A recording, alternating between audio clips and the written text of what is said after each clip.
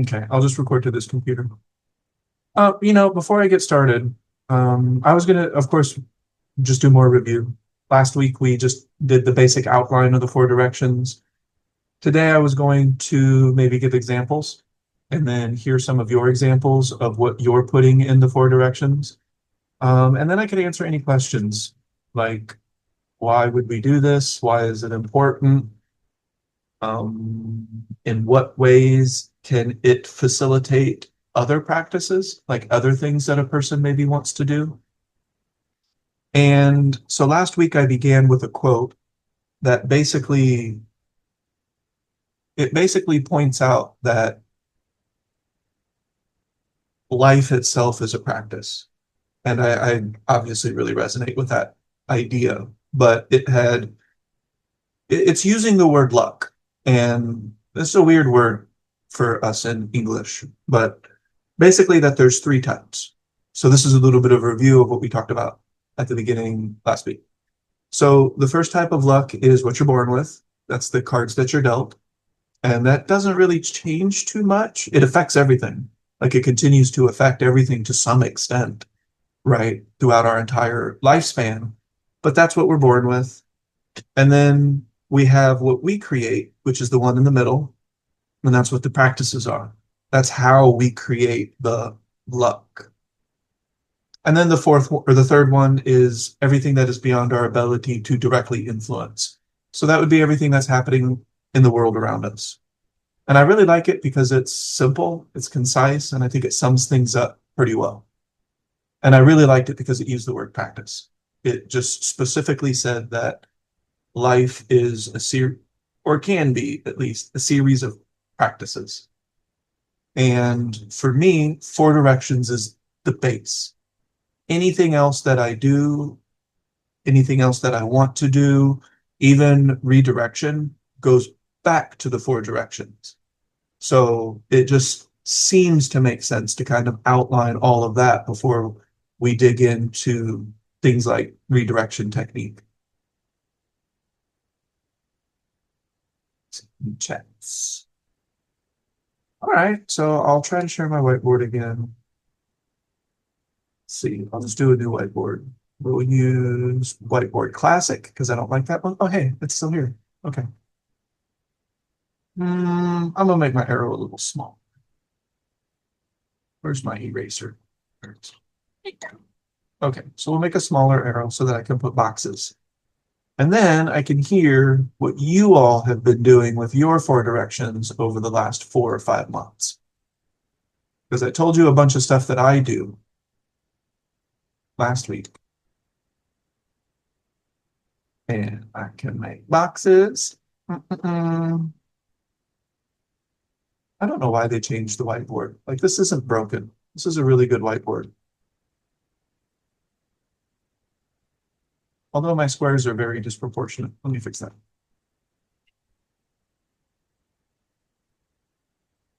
Okay, so this is our four directions. I will label them so that we have some idea of what we're going to put in the boxes. External seems to complement internal. Breath. There can be a lot of breath techniques, by the way. I like to talk about interstitial type of stuff, like what do you do when you're walking from the car to the house? What type of breathing do we have while we're studying or reading or stuff like that? But there's a lot of breathing techniques that we could do depending on the circumstances. And then, of course, the big winner, cognition.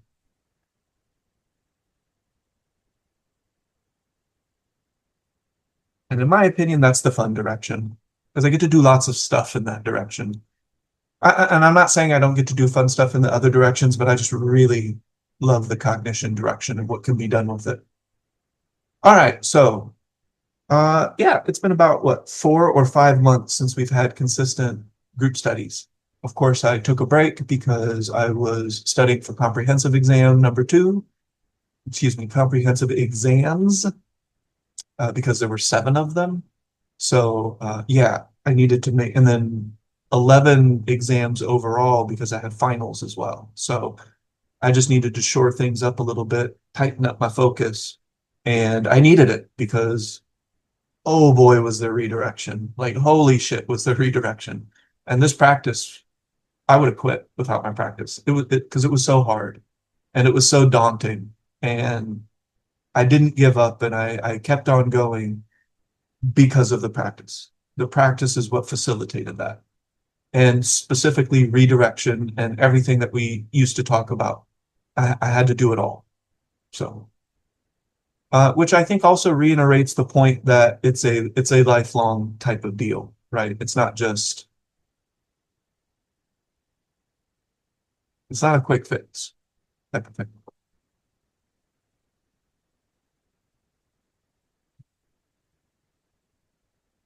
Volume's a bit low. Okay. All right. So what am I putting in these boxes? Anybody have some suggestions? We can start with any one of the four, but I'm really curious. What have you been doing with your attention? Where are some, and what are we putting in the boxes? Just to review, areas of selective attention. So that we have determined in advance. Simple. We've been talking about all that for a long time. What are some things that we can put in? Shayna, kick it off. What are some things, external, internal, breath, and cognition? Where do you put your mind? What are some examples? Put the mind on your breath. So we'll put breath. Okay. Can you be a little bit more specific? That one's very specific, like noticing your breath when you inhale and then when you exhale. And then going back to maybe an external point of attention. If you're outside, you can pay attention to the shadows or reflections, things like that. And then internal, you can pay attention where your body's at. Your feet, like your feet touching the ground, how you're walking. Attention. I don't know if that, I guess that would be internal.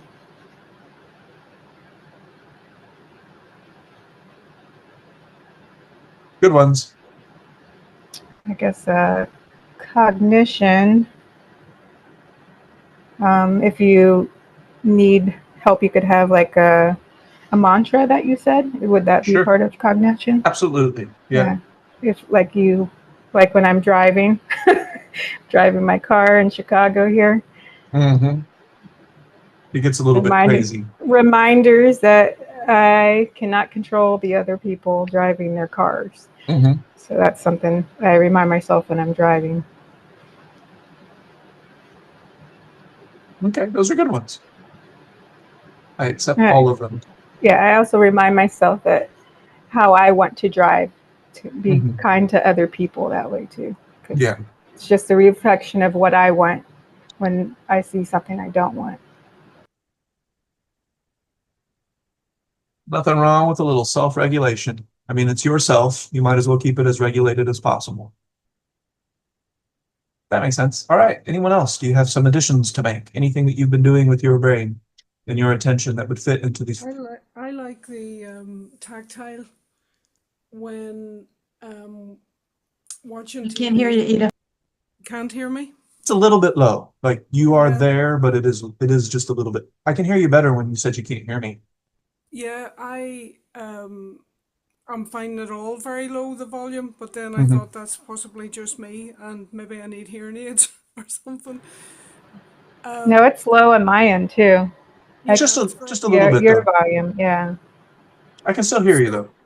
Yeah, I was finding tactile is very good to stop me judging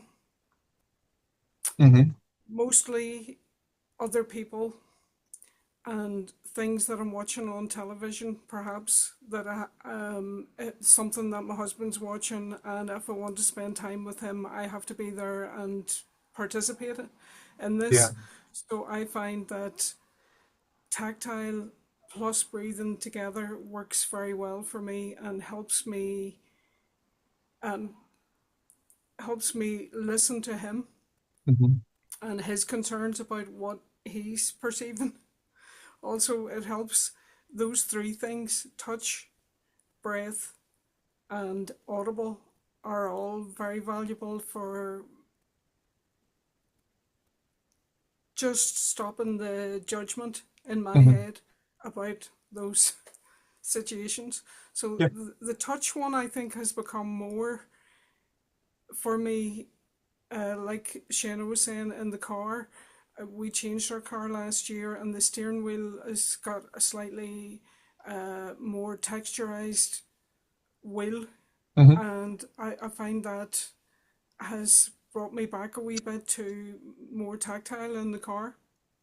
Yeah. Just stuff like that is what I've been doing, and sometimes using the four breath. It's like a box breathing. Box I breathing. find Okay. I find that very useful, and possibly sitting in a hospital waiting room situations where I don't want to pick up my phone and go on that just because I'm waiting. I'm watching everybody else on their phone, and putting your vision into the middle distance and doing the box breathing, I find keeps me occupied.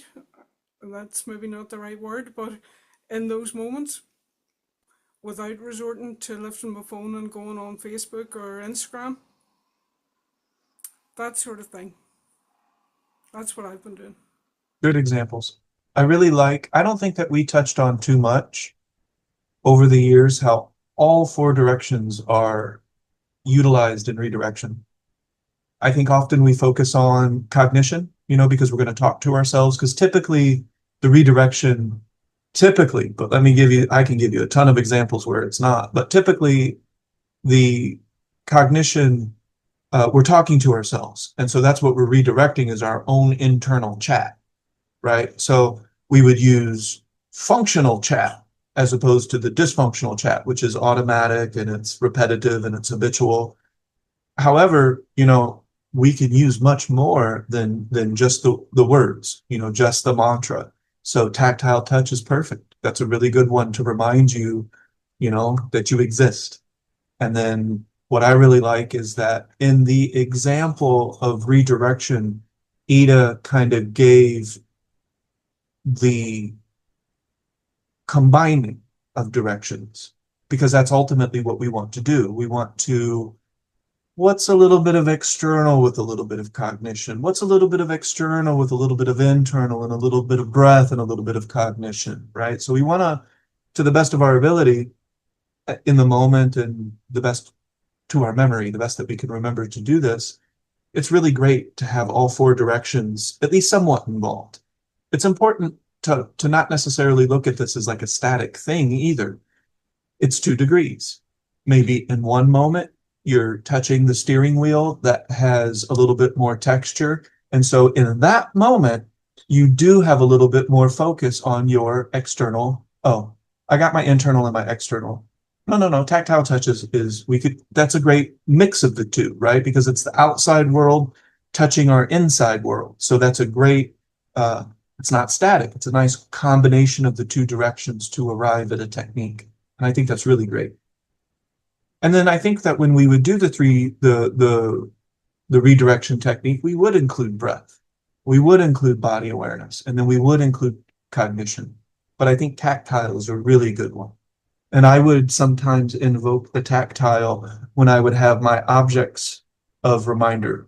This is my Merkaba soda light, right? So there's texture to it. It's sharp on the edges.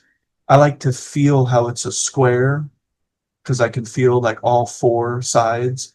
And so I kind of feel its squariness, but then I hold it like this and I kind of spin it and then I can feel its circularness, but that's all tactile. I'm making sure I pay attention to the temperature of the sodalite, the smoothness of the sodalite, and how it feels. And then even maybe some woo-woo stuff, like how does the sodalite make me feel? Like how is this blue and how is it affecting me? All really good examples, Eden. and it tied into redirection, which of course it ultimately will. All right. What else? What else have we been doing with our attention? Is imagination and cognition? Heck yeah. That's a good one. Yep. I've been using that a lot. So when I'm looking at my deck right now, at my flowers and the rain and all of that, I don't try. Um, I imagine the feeling of things, even though I'm not feeling them in actuality, the rain on my skin, or I imagine myself to be the plants being watered, what it feels like to be watered, to be hydrated. I use imagination a lot for my cognition. Me too.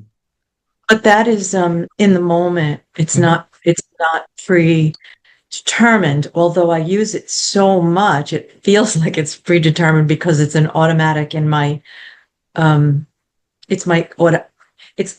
it feels like a go-to. I live it all every day. So it's often a part of my day.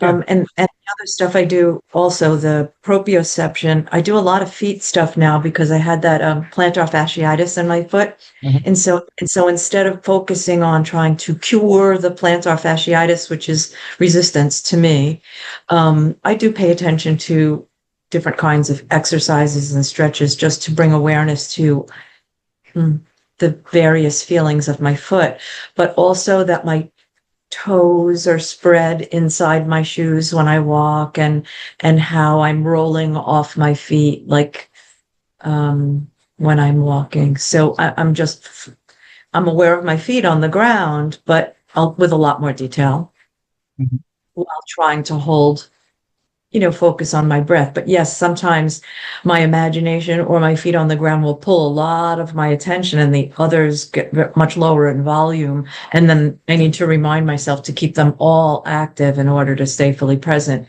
But yeah, a lot of what you already mentioned. About the breathing, for me, I'm doing a lot of diaphragmatic breathing right now because I've had some lower back tightness, and probably my pelvis, my pelvic floor being tight from too much sitting or whatever. So I'm focusing my breathing into down low into my diaphragm to relax the whole pelvic floor. And then I can be aware when I'm walking or whatever I'm doing of that area of my body to be in better balance. But it's really everything you just said, just with more detail in certain areas, just because of my current state.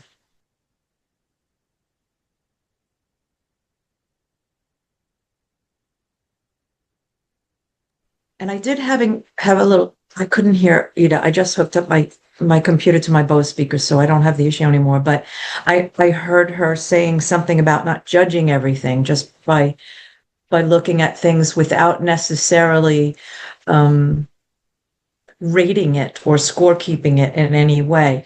And that includes other people's behavior, because that's been the area that I'd be more likely to judge, especially in the political climate, which I don't pay a whole lot of attention to, but just observing people's behavior as if I would be observing the crow's behavior as they land in my yard, or it's just an observation. Yeah, a witness. It has so much more value, I've found, the more that I do that, because then I'm absolutely being indifferent to, or less judgmental. I don't know if I'm indifferent. I don't know if I've progressed to that stage yet, but there's so much more space in a moment of non-judgment. I can't, and that just shows me how much I was judging. And it's not a scorekeeping thing. It's just, I can feel the difference between space and constriction so much more now as a result of practicing for so long, that it's so uncomfortable to be in restriction and tension. as opposed to relaxation of my mind. There's so much more available when I'm not doing that. So it's just a preferred way. It's not even a moral or spiritual. All that is available in those moments, but it just feels so much better to have my mind more relaxed than tense. Yeah. And that translates right to my body. Yes. Everything relaxes. Yeah. Really great examples. Yeah. Okay. Lauren, if you have some, feel free to type them in or. Yeah, she's added some to the chat. Oh, I didn't see the chat. Okay, perfect. I'll Yeah. add some of those. Let's see, where are we at? Lauren, I check it. Okay, perfect. Posture a lot. Yes, posture for me is an entire practice in and of itself. Perfect. Those are really good. And probably for lots of reasons, right, Lauren? Like, there's a reason you're checking into your face. I'm assuming like either it's maybe low-hanging fruit for you. So you're just, you're really good at it and you can really sense in. Maybe you're doing it like I do it. And I know that tension in my face will translate. Not only will it translate, it's already it's also an indication of what's already transpired, right? So when I look at my face and I'm like, well, that I've already gotten there. Like that's like there's nothing I can do about that because I'm already what did you say, Shayna? Uncrinkle your eyebrows is what somebody said to her niece in a bar. I think it was like uncrinkle your eyebrows. I think she said lower your eyebrows or Lower raise or something like that. one of the two. It was clever. I thought it was interesting. Something I would never say to somebody probably, but still interesting. All right. Yeah, these are really great examples. And there's lots of reasons to pay attention to our shoulders, to our structural alignment, posture. We don't want to be tense. I think at this point, everybody in this group, we know what tension does. We know how tension translates in our experience. Excellent. Yeah, I think these are good examples. I want to add one with Yeah. it's kind of in relation to the tenseness that Lauren brought up is I have to pay attention to my pace because if I'm in like the city pace, as you would say, that also increases my tension. Yes. So if I'm trying to move too fast, and it's not deliberate moving fast. It's like not. I'm just going the pace of the world, Right. and yeah, that causes tension for me as well. Yep. No, I really like these because, I mean, I think we did great with we did good with all of the directions, of course, but internal definitely seems to be one that people are really paying attention to. One point I want to make before it escapes me. What does intended in advance mean? So I think that that's a bit of, it is almost of a bit of a misnomer because yes, I remember when I first started teaching this, that people thought that we're supposed to wake up in the morning and like write down the points of attention that we'll have throughout the entire day and that we don't really deviate from that. I would say you could do that. I mean, I don't see any real violation of principle other than maybe being a little too stringent. If you're like, you won't deviate from that, I think that might be a little bit of a box that we put ourselves into. So I don't think that is probably the best thing to do. But you can definitely intend them as soon as you wake up, but you can intend them in the situation as well, because time is a fickle thing. So in advance just means that you haven't arrived there as a form of just habit, right? That there is some volition involved, that there's choice. So Donna, maybe you're walking along and something catches your eye that would normally be a point of attention for you. And it's kind of a reminder. And you're like, oh yeah, okay. Did you intend that in the morning? No. But from that point forward, you may choose to pay attention to it. That has volition, that has choice. And I would still consider that with the quality of intended in advance. So there's some times where points of attention will present themselves. You couldn't have intended that in advance because it presented itself later in the day. But like Shana is pointing out about pace. Exactly. She might find herself being caught up by default in the pace of the city pace, and she can still choose it, but or she can alter it, or she can choose something else to focus on to be in that pace deliberately, but that's one that arises in the moment. in Yeah. the moment. And sometimes it arises like right before, like as you're about to step outside. Sometimes it arises when you realize that you're like uh, a football field length away from Ernest because he's not walking that pace. And then Shayna looks behind and she's like, oh shit, okay, let me. So there's all kinds of ways that this can be presented to you. And then from that point forward, and then there's also the OG classics, right? So these are the ones that were more, I use inclusive vision all day, every day. That's my thing. Is it a habit? No. I don't just wake up and automatically go to it. I have to choose. I have to check in. I have to place my attention there. Is it easier than it was 5 years ago to maintain inclusive vision? Yes. Of course, it's easier. It is not automatic. And if it became automatic, that's okay. It became a habit. That's what happens sometimes. I'm probably going to switch it up a little bit. I'm probably going to make some minor altercations so that it has less of the habit quality and more of the intentional volition of will quality. And that's really what we're looking for with intended in advance. Good reminders. Yeah. External. So shadows and reflections. I think those are really good ones for, they're almost like portals. They feel like gateways to other ways of looking at the world. And that's the way that I learned them. That's what it was being intended as, kind of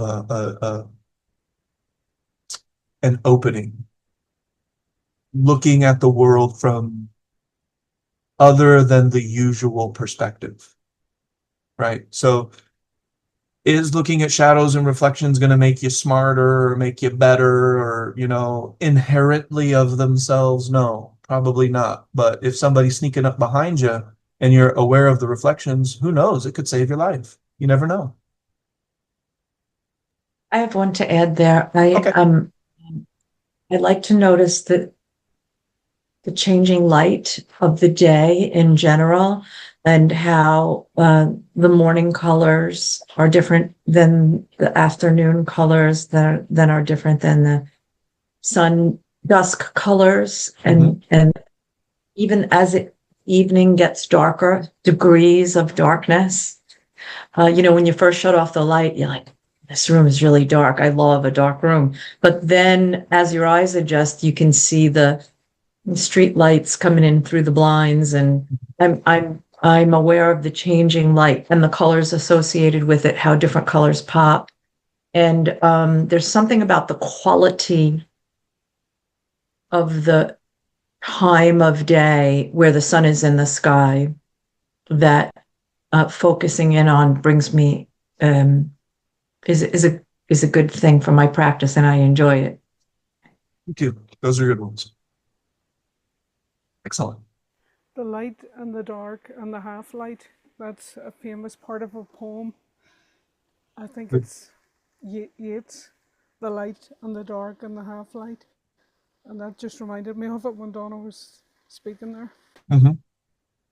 And then I think the more you do that, the more you start to notice the subtleties, the transitions, that it's not just instantly dark to half light, right? It moves, it's changing, it's flowing. Yet I think that playing with light will be dominant for external, especially because we're eye and sight dominant. And it's just, there's something to it, right? It contains qualities. There's a feeling associated with each of those changes. So it's both external and internal for me.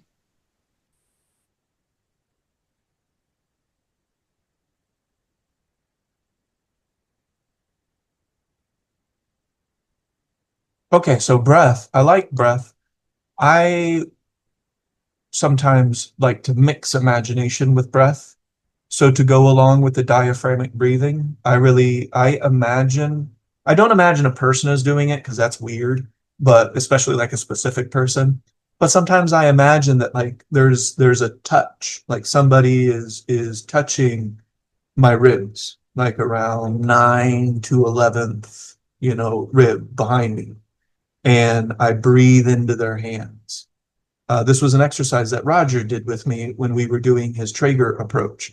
and he put his hands where my diaphragm is in the back on my back, and he said, he's like, I just breathe into my hands. And we know that's not a real thing. Like you can't breathe into someone's hands, but with your imagination, you put attention there, and now you're feeling the touch and the hands expand. So I do that a lot, especially when I haven't been with my breath. Like maybe something was happening and for some reason the degree of attention shifted to something else. And then I come back and then I realize, where is my breath located right now? Oh, okay. Well, let's do this imagination technique and kind of bring it back down. Chicago has a lot of air pollutants with wildfires from Canada and things like that. So there's certain days where that type of technique is super important for me because I'm out and about, and I do have a little sensitivity to pollutants like that since I had COVID in 2020. Things like that just don't jive with me anymore. Not that they should, right? Like pollutants in your lungs, not ideal, but yeah. So different types of breathing techniques often involve some of these other directions, such as imagination, which is great. Like this isn't stagnant. There's no one way. One of the things I tell people is that I'll present my practice to you. Like I'll tell you what I do, but if for any reason you think that's what you should do exactly, I think we have error. I have my mind. I have my preferences. Donna has her mind. She has her preferences. Just as long as we're hitting the principles, that's what matters. Is this attention deliberate?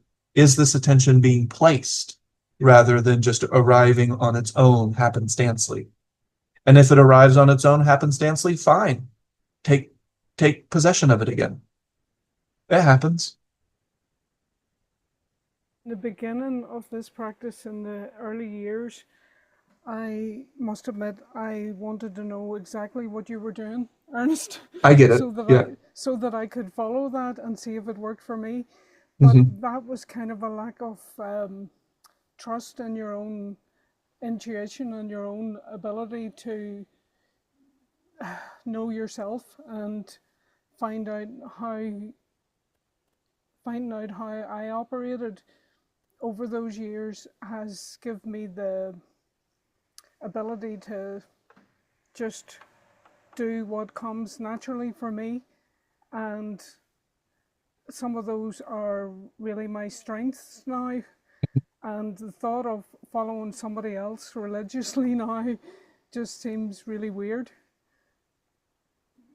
Really weird. I Yeah. think you really evolve if you practice long enough with this to appreciate your own tricks of attention, your own sight, hearing, taste, Yes. rather than follow somebody else. Although they're all very good pointers in the beginning because they Hmm. can help you learn Hmm. your own things. Yeah. But in the beginning, yes, I suppose it's like any technique that you want to learn. If you go to a class on yoga, you're going to do the poses and then you're going to adapt it with your own practice over Yes. the hours that you do it. So, yeah. Yeah. Yeah. Yeah, And it go is ahead. a really good point. And I needed something. You had to tell me what to do, and then I'll try this. Tell me what to do, and I'll try this. Okay, you've chosen the color blue today. I don't really love blue. I'm going to pick yellow. That's as far as a variation I could have gotten in the beginning. I needed to, experience. You've said this from the beginning, is that the only thing that teaches you is the experience of it. So you have to start somewhere. And so the four directions is a great place to start. Otherwise, it kind of just gets wishy-washy and drifts away. And then I find myself in default again. I just had to, in the beginning, just remind myself to just redirect, remembering, and not even being mad about forgetting. That was like a big obstacle to get over, was just, oh God, I just reminded myself 2 minutes ago and already I've forgotten. Like, who cares? That's like Leida was talking about the judgment. Every remember is a win. So if I remembered, then that was one time more than I did yesterday. So, I had to let go of that. But that's a lot of what comes up, is your judgment about everything comes up as you're practicing, because you have to overcome the judgment to even practice. And so that's a whole stage of experiential learning in and of itself. Still is. Yeah. I think that sometimes our techniques can really be similar to another person. That's fine. Like there could be individual techniques that we're just like, oh, okay, that's my jam too. Like I'll do that. And that's fine. Yeah.